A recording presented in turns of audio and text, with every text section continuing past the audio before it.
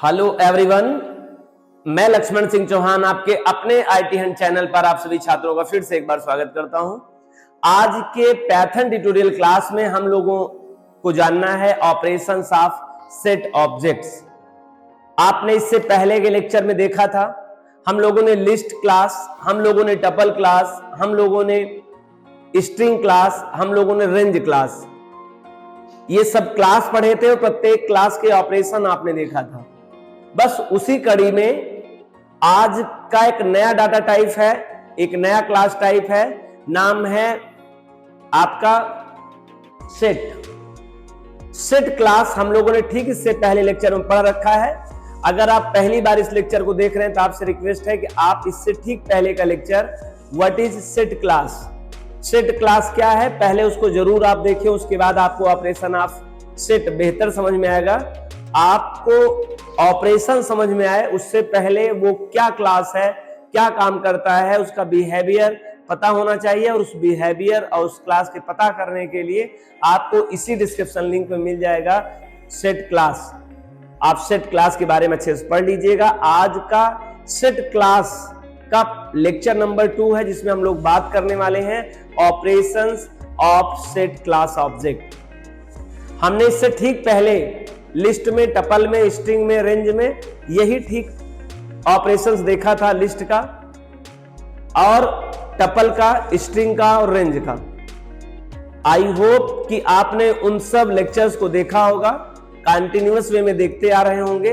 तो आपको आज के लेक्चर में यह बेनिफिट होने वाला है कि बहुत सारे ऐसे इसमें भी सेम टू सेम ऑपरेशंस हैं जो आपके लिस्ट में हुए थे, जो टपल में हुए थे, जो स्ट्रिंग में हुए थे। तो मतलब डेफिनेटली आपको वहां से बातें क्लियर हो गई होंगी।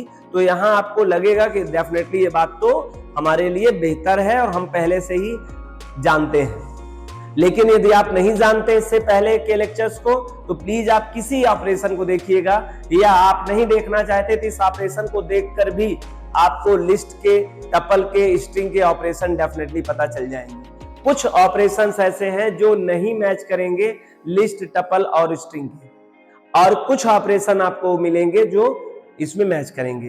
पहले मैं क्लियर कर दूं, लिस्ट, टपल, स्ट्रिंग और रेंज ये चारों सीक्वेंस डाटा टाइप के थे। सेट से, सीक्वेंस डाटा टाइप से कोई भी लेना देना नहीं है, कोई भी कनेक्शन नहीं है, कोई भी उसके साथ रिलेट नहीं करिएगा। मात्र रिलेट एक कोइंसिडेंस में हुआ है, और वो कोइंसिडेंस क्या है, वह भी एक कंटेनर था, वेरियस टाइप्स ऑफ वैल्यू को होल्ड करता था, डिफरेंट डाटा टाइप के वैल्यू को होल्ड कर सकता था।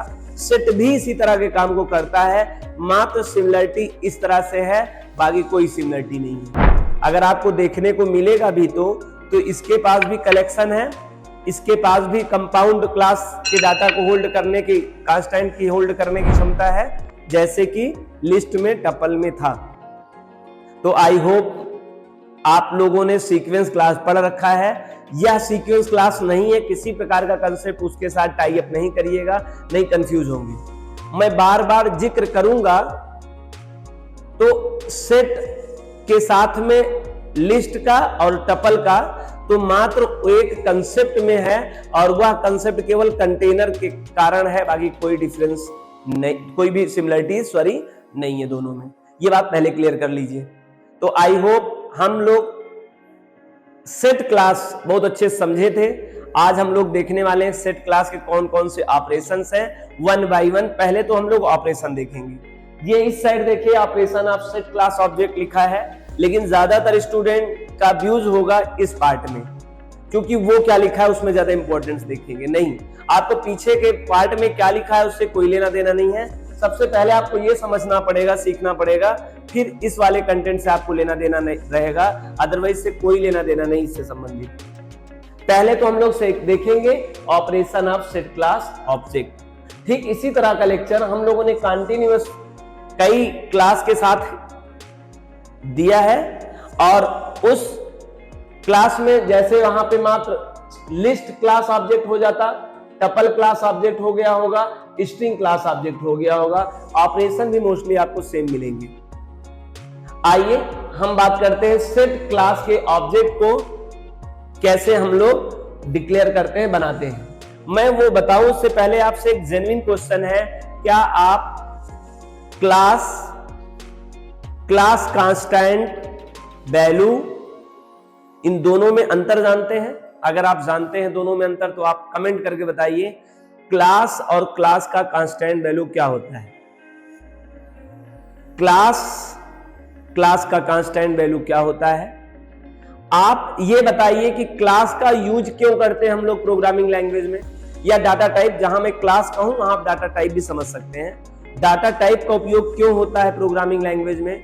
अगर आपको ये पता होगा तो आपको ये भी पता हो गया होगा कि क्लास की मदद से करते क्या है। क्लास की मदद से मेमोरी एलोकेट किया जाता है, और मेमोरी एलोकेट कहां किया जाता है? रैम पे किया जाता है। रैम के किस एरिया में वैल्यू होल्ड होती है? तो हीप एरिया में जगह लोकेट होती है। ये जगह लोकेट जो होती है, इस जगह लोकेट को क्या कहते हैं? इसी को ऑब्जेक्ट कहते हैं। ऑब्जेक्ट और ऑब्जेक्ट नेम में क्या डिफरेंस है? Object is a place of RAM. Object मात्र प्लेस होता है रैम का। Object name is a identifier of place. उस प्लेस का आइडेंटिफायर होता है, मतलब नाउन ऑफ प्लेस है वो। और उस प्लेस में करते क्या हम लोग? वैल्यू होल्ड करते हैं। मतलब वैल्यू को होल्ड करने के लिए जगह चाहिए, और जगह बनाने के लिए क्लास टाइप या कांस्टेंट वैल्यू चाहिए। जिस तरह का क्लास कांस्टेंट वैल्यू होता है, उसी टाइप का पीबीएम हमें एलोकेट करके दे देता है जगह, जो मेमोरी का एक स्पेसिफिक एड्रेस होता है, और उस कंज्यूम स्पेस पर हम अपनी वैल्यू को होल्ड कर देते हैं। ये बातें बहुत फंडामेंटल हैं, और आई होप आपने पिछले लेक्चर में बहुत अच्छे से इस बात को समझ चुके होंगे, क्योंकि हम लोग फिर से आज चर्चा करेंगे ऑब्जेक्ट की, और हम लोग सीक्वेंस क्लास पढ़ चुके हैं। हम लोगों ने क्लास में 3 क्लास पढ़ रखा है। पहले कंफर्म कर दूं आपको, जो प्राइमरी क्लास थी, जिसे हम बिल्ट इन क्लास कह रहे थे, जिसे फंडामेंटल क्लास टाइप कहते हैं, वो हम लोगों ने पढ़ रखा है। उसे डाटा टाइप के नाम से भी आप जान सकते हैं। जब मैं क्लास टाइप कहूं तो आप उसे डाटा टाइप समझ सकते हैं, लेकिन हम लोग ट्रेडिशनल प्रोग्रामिंग लैंग्वेज में इसी क्लास को हम लोग डाटा टाइप कहते थे। आज डाटा टाइप को क्लास टाइप कह रहे हैं। कल के समय इसी को डाटा टाइप कहा जाता था, तो इससे जो प्लेस बनते उसको वेरिएबल कहते थे। आज क्लास टाइप की मदद से जो जगह बनती है उसको हम लोग ऑब्जेक्ट कहते हैं। तो कल के दिन प्रीवियस टाइम में जो हम मेमोरी का एक आइडेंटिफायर होता था, उसे मेमोरी के आइडेंटिफायर को वेरिएबल नेम कहते थे। आज जो मेमोरी एलोकेट हुई उसे ऑब्जेक्ट कहते हैं, उसके आइडेंटिफायर को हम लोग ऑब्जेक्ट नेम कहते हैं। तो डेफिनेटली ये बातें आपको क्लियर, फंडामेंटल क्लियर होंगी, तभी ये बातें आपको बहुत बढ़िया समझ में आएंगी। अगर आप प्रीवियस लेक्चर कंटिन्यूअस देख रहे हैं तो आपको किसी प्रकार की प्रॉब्लम नहीं होगी। अगर आप पहली बार इस लेक्चर को देख रहे हैं तो मैं आपसे रिक्वेस्ट करूंगा कि आप इसे डिस्क्रिप्शन लिंक में सभी लेक्चर और एक सीक्वेंस वे में है, पहले क्या फिर क्या फिर क्या, इस तरह से एक प्रॉपर तरीके से लेक्चर दिया गया है। उस लेक्चर को 1 बाय 1 जरूर कंटिन्यू करेंगे तो आपको ये बातें क्लियर समझ में आ जाएंगी। ये रही कुछ बेसिक बातें जो कंटिन्यू सभी स्टूडेंट को बहुत पहले से जानना चाहिए, नहीं कंफ्यूज होंगे। ऑब्जेक्ट, क्लास, ये सब में कंफ्यूजन क्रिएट होती है। चलिए अब चलते हैं हम लोग, जो टॉपिक हम लोग पढ़ना है आज का टॉपिक है सेट ऑब्जेक्ट के साथ होने वाले ऑपरेशंस। पहला क्या है? Create object of set class. सबसे पहले हम लोग को सीखना चाहिए, क्योंकि सबसे पहले तो हमारे पास जगह लोकेट होना चाहिए उस क्लास टाइप की, तब तो उसमें वैल्यू रख पाएंगे, और वैल्यू रख पाएंगे तब तो कोई ऑपरेशन कर पाएंगे। तो सबसे पहला काम होता है मेमोरी एलोकेट कराना उसी क्लास टाइप के कांस्टेंट की, जिस क्लास टाइप की कांस्टेंट वैल्यू वहां रखना चाहते हैं। ये बात बहुत माने रखेगी। उसी टाइप की वैल्यू वो प्लेस रख पाएगा जिस क्लास की वो कांस्टेंट रिजर्व होता है, दूसरा कोई वहां पर रिजर्व नहीं कर पाएगा। ठीक, बस ट्रेडिशनल प्रोग्रामिंग लैंग्वेज में आपको डाटा टाइप देना पड़ता था, वेरिएबल नेम निर्धारित करना पड़ता था। यहां पर आपको डाटा टाइप देने की जरूरत नहीं है, क्लास टाइप देने की जरूरत नहीं, मात्र उसकी कांस्टेंट वैल्यू दे दे, ऑटोमेटिकली उसका क्लास टाइप समझ जाता है। जैसे कोई मेल कह दे या फीमेल कह दे या कोई भी फीमेल कह दे, तुरंत आपके दिमाग में एक क्लास आ जाएगी। उस क्लास को हम लोग क्या कहेंगे? ह्यूमन। ये ह्यूमन क्या है? ह्यूमन एक क्लास है। मानव क्लास के अंतर्गत 3 प्रकार के अलग अलग कांस्टेंट हो सकते हैं, और वो कांस्टेंट में मेल और फीमेल और फीमेल। ठीक उसी तरह से कांस्टेंट से आप उसके क्लास का निर्धारण कर सकते हैं। जैसे आपसे कोई गुलाब बोलेगा दिमाग में फूल आ जाएगा, जैसे कोई आम बोलेगा दिमाग में फल आ जाएगा, जैसे कोई शेर बोलेगा जंगली जानवर आ जाएगा, जैसे कोई गाय बोलेगा आपके दिमाग में घरेलू जानवर या पालतू जानवर आ जाएंगे। मतलब आप भी एक सेंसिटिव हैं, ठीक आपके जैसा ही पावरफुल सेंसिटिव अपना पाइथन का जो कंपाइलर है, जिसे सी कंपाइलर कहते हैं स्टैंडर्ड को, जो सी पाइथन कंपाइलर है वो भी इतना इंटेलिजेंस हो चुका है, आप कह सकते हैं कि वो कांस्टेंट देखकर क्लास का निर्धारण ऑटोमेटिकली कर लेता है। जबकि ट्रेडिशनल प्रोग्रामिंग लैंग्वेज में आपको क्लास नेम बताने पड़ते थे, मतलब डाटा टाइप बताना पड़ता था, class name data type is equal to. आगे create object of a set class, हम कैसे सेट क्लास का ऑब्जेक्ट क्रिएट करेंगे, ये पहला ऑपरेशन होता है और यही सबसे पहले हम लोग सीखते हैं। उसके बाद जब सेट ऑब्जेक्ट आपका बन जाएगा तो और उसमें वैल्यू रख देंगे, तो इस वैल्यू को चाहे एक्सेस कहें और चाहे प्रिंट कहें, सही रूप से प्रिंट कहना चाहिए। एक्सेस इसलिए कह पा रहे हैं क्योंकि आपको दिख रहा है तो आपको लगता है कि हम निकाल रहे हैं, निकालने का मतलब दूसरा होता है, प्रिंट का मतलब दूसरा होता है। ये हमारे पास दो मार्कर है, मैं फिर से रिवाइज कर रहा हूं, ये एग्जांपल क्योंकि बहुत सिंपल तरीके से समझ में आता है। हमारे इसमें फॉर्म पे दो मार्कर हैं, अगर मैं निकालने की बात करूंगा तो एक मैंने यहां से एक्सेस कर लिया, तो टोटल बचे कितने, इसमें केवल 1 बचा, इसे निकालना कहते हैं। लेकिन अगर ये निकला ही नहीं है तो हम इसे निकालना नहीं कहते हैं, अगर दो तब भी था और अब भी है तो इसे निकालना नहीं कहते, आप इसे मात्र देखना कहते हैं, बस कि देख लें आप दो है बस। एग्जैक्टली हमारे इस प्लेस में जो एलिमेंट्स रहेंगे, एक्चुअली इसके अंदर जो रखे जाते हैं, हम इसे वैल्यू, एलिमेंट या आइटम कह सकते हैं, क्योंकि ये टर्म आपने ऑलरेडी लिस्ट में, टपल में और स्ट्रिंग में कंटिन्यूअस सुन रखा है। तो ये एलिमेंट्स को एक्सेस नहीं बल्कि हम लोग क्या कहें, प्रिंट करने के लिए, कुछ लोग प्रिंट कहते हैं, कुछ लोग एक्सेस कहते हैं, इसलिए ऑब्लिक करके मैंने आपके लिए दोनों कह दिया है। अब आपको जैसा समझना हो दोनों तरह समझ सकते हैं, ठीक है। तो एक्सेस या print the elements of set class object, आप अगर सेट क्लास के अंदर अपने एलिमेंट्स रख चुके हैं तो आप अपने एलिमेंट्स को सीन कर सकते हैं, व्यूज कर सकते हैं ऑन द आउटपुट स्क्रीन। कहां पे, आउटपुट स्क्रीन पर आप अपने परिणाम को, आप अपने होल्ड किए गए एलिमेंट्स को आना सेट ऑब्जेक्ट, आप उसको सीन कर सकते हैं, देख सकते हैं, व्यूज कर सकते हैं। ये आपका दूसरा ऑपरेशन हुआ। तीसरा, add element comma yes elements, आप एक एलिमेंट आफ्टर मतलब होल्ड करने के बाद आपने कोई सेट बनाया, जैसे ये सेट आपने बनाया, इसमें वैल्यू 2 3 6 3 रखा, आप चाहते हैं इसमें 5 6 और रखना चाहते हैं तो आप पार्टिकुलर एक एलिमेंट भी ऐड कर सकते हैं और एक से ज्यादा एलिमेंट्स भी अपने सेट के साथ में, सेट के ऑब्जेक्ट में ऐड कर सकते हैं। कैसे, ये हम लोग तो बाद में जानेंगे, अभी केवल हम लोग देख रहे हैं क्या क्या कर सकते हैं और इसी को तो 1 बाय 1 पढ़ेंगे हम लोग, जिससे ऑपरेशन ऑफ आपका सेट क्लास ऑब्जेक्ट क्लियर हो जाएगा। तो प्रिंट कर सकते हैं एलिमेंट्स को, सेट क्लास ऑब्जेक्ट को क्रिएट कर सकते हैं, पहले क्रिएट करेंगे फिर प्रिंट करेंगे, फिर अगर मुझे लगा तो उसमें ऐड कर सकता हूं, चाहे सिंगल चाहे 1 more than multiple in set class object. हम अपने सेट क्लास ऑब्जेक्ट में as a single element add कर सकता हूं या मल्टीपल एलिमेंट जाके ऐड कर सकता हूं, ये भी एक ऑपरेशन है। अगला है डिलीट एलिमेंट ऑब्लिक एलिमेंट्स, एक पार्टिकुलर को भी डिलीट कर सकते हैं, मतलब पार्टिकुलर मतलब 3 को भी आप रिमूव कर सकते हैं यहां से, और आप चाहें तो पूरे के पूरे होल को भी आप क्या कर सकते हैं, रिमूव कर सकते हैं। ये कैसे करते हैं, यही सब तो हम लोग को सीखना है बाय प्रैक्टिकली, है ना। हम लोग 1 बाय 1 लेक्चर एक्सप्लेन करेंगे हर एक के बारे में। आगे देखते हैं हम लोग, concatenate elements of 2 set object, 2 set object हो, आप उनके एलिमेंट्स को आप क्या करना चाहते हैं, एक करना चाहते हैं, ज्वाइन कराना देना चाहते हैं, तो भी यह हो सकता है। और कैसे होगा ये हम लोग अपने लेक्चर में, आगे के लेक्चर में देखेंगे। अभी आगे देखते हैं क्या करना है। पैकिंग ऑब्लिक अनपैकिंग एलिमेंट या एलिमेंट्स इन सेट ऑब्जेक्ट, जैसे आपने लिस्ट में, टपल में पैकिंग और अनपैकिंग देखा था कंसेप्ट, वो सेम ऑपरेशन यहां भी परफॉर्म होगा और कैसे होगा इसको देखने के लिए हम लोग अगले लेक्चर में देखेंगे। बस अभी तो देख रहा है क्या क्या ऑपरेशन हो सकता है।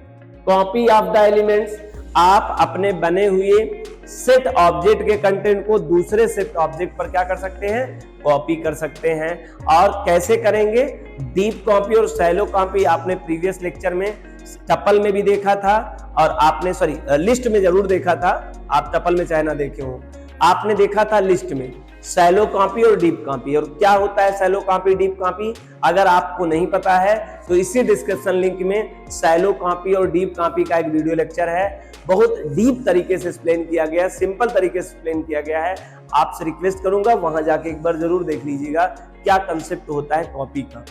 आगे बात करेंगे searching element in set class object. Searching member elements, आप चाहे उस एलिमेंट कहें या मेंबर कहें, हम लोग अपने मेंबर को ढूंढने के लिए कैसे जाएंगे सेट ऑब्जेक्ट के अंदर, और वो कैसे रिस्पॉन्स करेगा कि एग्जिस्ट करता है कि नहीं करता है, ये भी एक ऑपरेशन हम लोग सेट के ऊपर कर सकते हैं।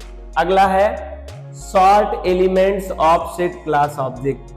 आप सबको पता है कि सेट म्यूटेबल और इम्यूटेबल दोनों हो सकता है। सेट म्यूटेबल कैसे होगा, सेट कंस्ट्रक्टर की मदद से जब बनाएंगे तो म्यूटेबल होगा। म्यूटेबल इन द सेंस आप बने हुए ऑब्जेक्ट के ऊपर रखी गई वैल्यू को एडिट कर पाना।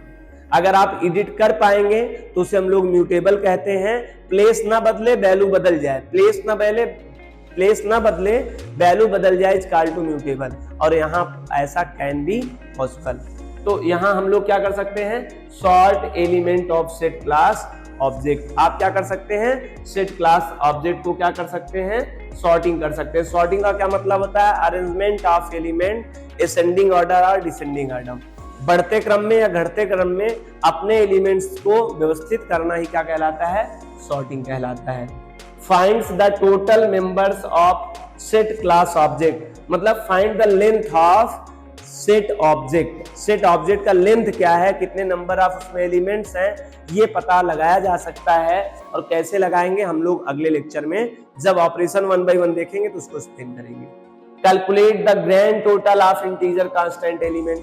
आपने सेट में यदि टोटल बहुत सारे इंटीजर रखे हो, याद रखना, लेकिन सिमिलर टाइप के, आपके पास इंटीजर हो, फ्लोट हो, कॉम्प्लेक्स हो, स्ट्रिंग हो, नन है, बूल है, तरह तरह के क्लास टाइप होते हैं और क्लास का कांस्टेंट होते हैं।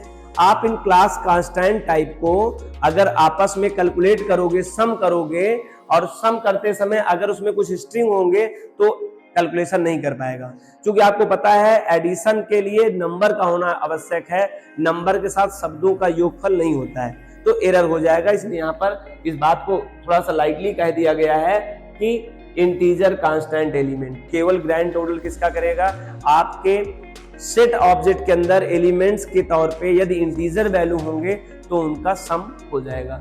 Calculate the grand total of integer constant element बाद find out maximum and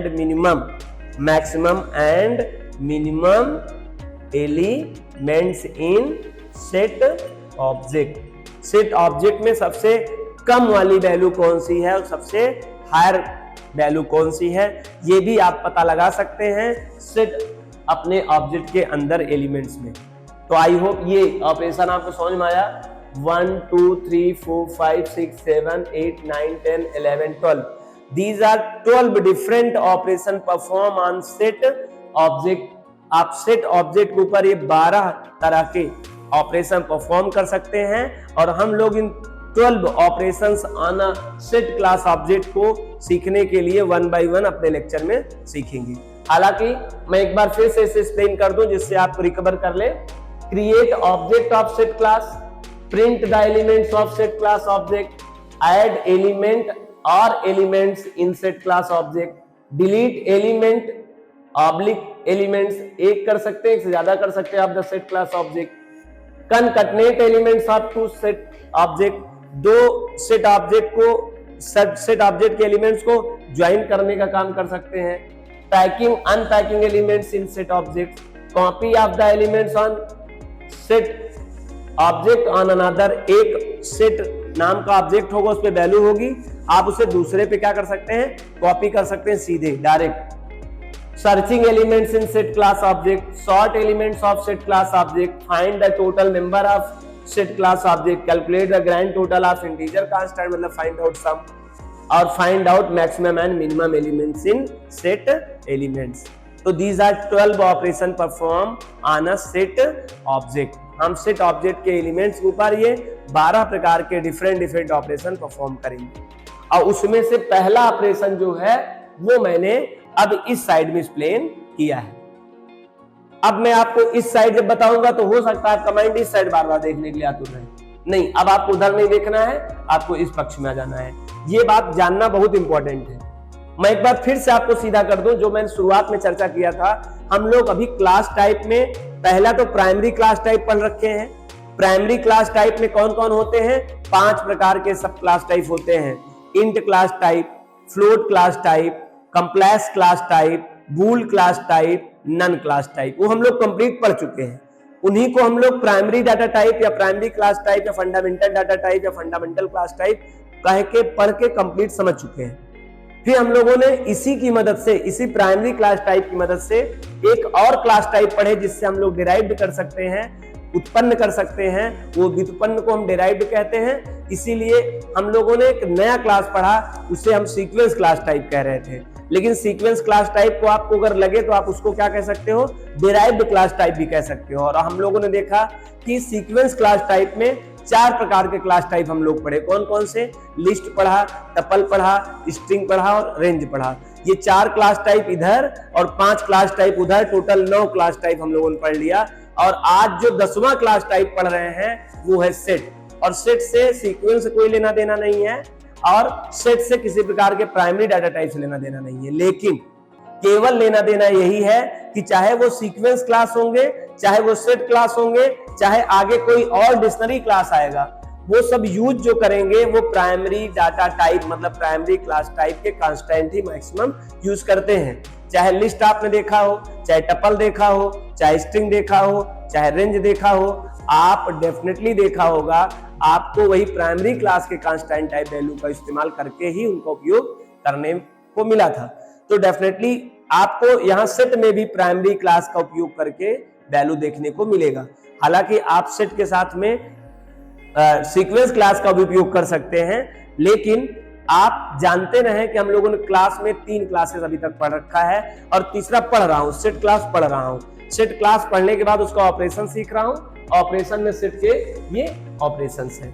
I hope मैंने आज से लेकर शुरुआत वाली क्लास तक ये 2 मिनट में रिकैप किया हूं कि कितने क्लास हम लोगों ने पढ़ रखा है, और सब आपको डिस्क्रिप्शन लिंक में 1 बाय 1 मिल जाएंगे। आप वहां से जरूर एक बार देख लेंगे तो ये बातें बहुत क्लियर समझ में आएंगी और डेफिनेटली समझ में आएंगी। आइए, इन बातों पे कतई नहीं ध्यान दीजिएगा, आप इनको आप क्रॉस ही समझ लें। मैं इसलिए इसको क्रॉस कर दे रहा हूं कि आपका बार बार अगर माइंड यहाँ पर व्यूज जाए भी तो समझ लें कि वहां नहीं बल्कि हम लोग को इधर आना है, इसलिए यहाँ पे क्रॉस का मैंने सिंबल लगा दिया है। ठीक है, अब बात करेंगे हम लोग ऑपरेशन। पहला ऑपरेशन पढ़ने जा रहे हैं, सीखने जा रहे हैं, और ऑपरेशन है तो create object of set class. हम लोग सेट क्लास को कैसे ऑब्जेक्ट को बना सकते, मतलब create object of set class, हम कैसे ऑब्जेक्ट बना सकते हैं सेट क्लास का। तो we can create an object of set class using 2 ways. हम लोग एक तरीके से नहीं बल्कि 2 तरीके से बना सकते हैं सेट क्लास के ऑब्जेक्ट को। पहला तरीका क्या है? Create set object with elements. हम लोग ऑब्जेक्ट बनाएंगे भी और उसमें जो वैल्यू आप रखना चाहेंगे वो वैल्यू भी उसके अंदर प्लेस इट हो जाएगी। मतलब जिस तरह की आप वैल्यू जिस तरह से देंगे वो उस प्लेस पे जाके पुट भी हो जाएगी। ये काम दोनों एक साथ हो सकता है। ये तरीका नंबर फर्स्ट है, create set object with elements. और इसी को हम प्रोग्राम टाइम वैल्यू इनिशियलाइजेशन भी कह सकते हैं। 2 तरह से किसी ऑब्जेक्ट पर वैल्यू रखा जा सकता है। एक तो प्रोग्राम के समय ही जब जगह लोकेट हो रहा हो तो उसी समय प्लेस ऑन कर दीजिए, वैल्यू कर दीजिए, तो इसे कहते हैं program time value initialization on object. और एक होता है केवल प्लेस बना के छोड़ दीजिए एग्जीक्यूशन टाइम में। प्रोग्राम का जो एग्जीक्यूशन टाइम होगा, जिसे रन टाइम भी हम लोग कहते हैं, रन टाइम में वो जगह पर वैल्यू रख सकते हैं। तो सबसे पहला कौन सा तरीका है? Create set object with elements. हम लोग एक ऑब्जेक्ट मतलब एक प्लेस डिक्लेयर करेंगे, उस प्लेस के अंदर वैल्यू भी रख देंगे। याद रखो, अगर आपको वैल्यू पहले से रख लेंगे तो आपको एग्जीक्यूशन टाइम में वैल्यू रखने का मौका नहीं मिलेगा, या यूं कहें कि आपको रखना नहीं पड़ेगा। दूसरा है create set object without elements. दूसरा तरीका है जगह तो एलोकेट कर लो लेकिन वैल्यू उसमें कुछ ना रखो, और वैल्यू अगर आप नहीं रखना चाहते हो तो इसका मतलब है फ्यूचर टाइम में आप वैल्यू रखना चाहते हैं।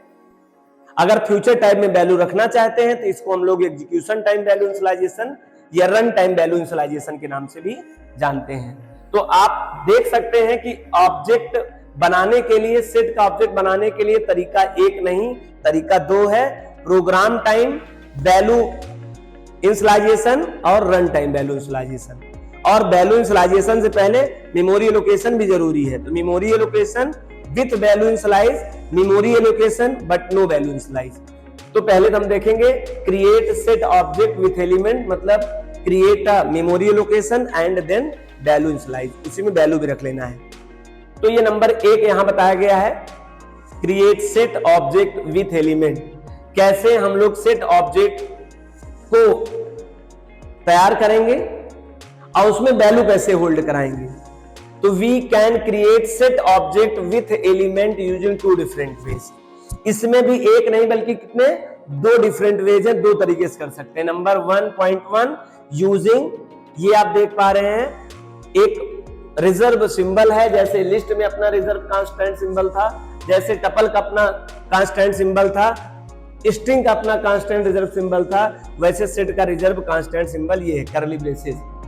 तो आप करली ब्रेसेस की मदद से भी ये काम कर सकते हैं। सिंटैक्स क्या है, ऑब्जेक्ट नेम रहेगा इक्वल टू रहेगा और करली ब्रेसेस के अंतर्गत आपको value 1 comma value 2 dot dot dot value n, या आप यहाँ element 1 element 2 dot dot dot element n, आप यहाँ पे item 1 comma item 2 dot dot dot item n, कुछ भी बोल सकते हैं, एलिमेंट्स बोलिए, वैल्यू बोलिए, आइटम बोलिए, ठीक है।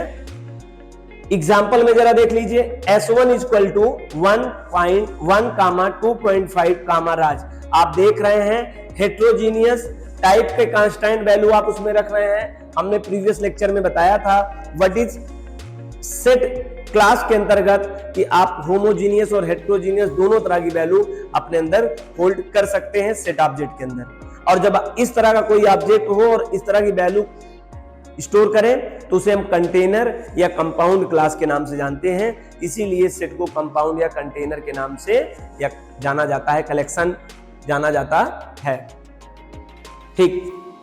एज लाइक आप लिस्ट एंड टपल, अगर आपने पढ़ा होगा तो लिस्ट और टपल के ठीक जैसे काम कर रहा है, बस लिस्ट के लिए अपना एप्रोप्रिएट सिंबल था। लिस्ट का सिंबल क्या था, यही काम आप लिस्ट में इस तरह करते थे, टपल में इस तरह करते थे, हम लोग स्ट्रिंग में इस तरह करते हैं, बस सेट में किस तरह करेंगे, इनके सिंबल के साथ करेंगे। दूसरा तरीका क्या है, यूजिंग सेट कंस्ट्रक्टर। आपको पता है सबका लिस्ट कंस्ट्रक्टर था, टपल कंस्ट्रक्टर था, str कंस्ट्रक्टर था, वैसे सेट का भी अपना कंस्ट्रक्टर फंक्शन है। आप सेट के कंस्ट्रक्टर फंक्शन के अंदर बस ध्यान ये देना है कि ये इसके अंदर आपको वैल्यू पास करना है। ये सिंटैक्स में देखिए, ऑब्जेक्ट नेम रहेगा इक्वल टू रहेगा सेट कंस्ट्रक्टर और उसके बाद ये रहा अपना फंक्शन का सिंबल, ये पैराथेसिस। और ध्यान देने वाली बात ये है v1 कामा v2 कामा डॉट डॉट डॉट vn, ये करली ब्रेस के अंदर होगा।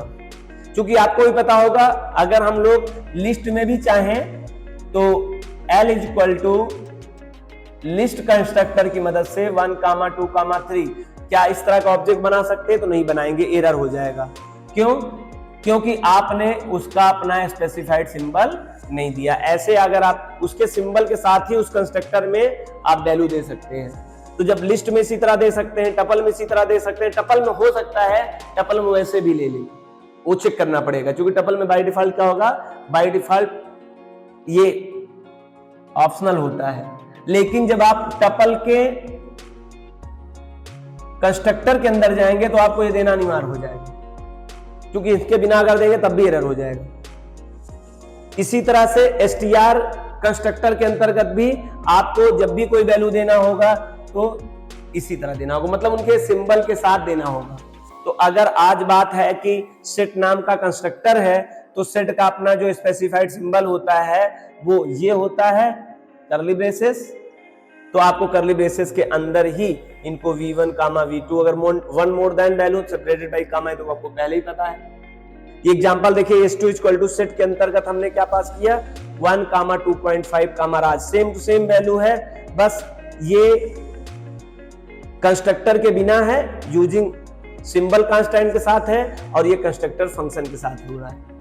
तो आई होप आपको दो तरह से कैसे ऑब्जेक्ट क्रिएट करना है समझ में बात आ गई। ये रहा create set object with elements. अभी हम लोगों ने जो पढ़ा था ये वाला पढ़ा था, इसके अंतर्गत दो थे। नोट कर क्या लिखा गया, the index number do not support set class.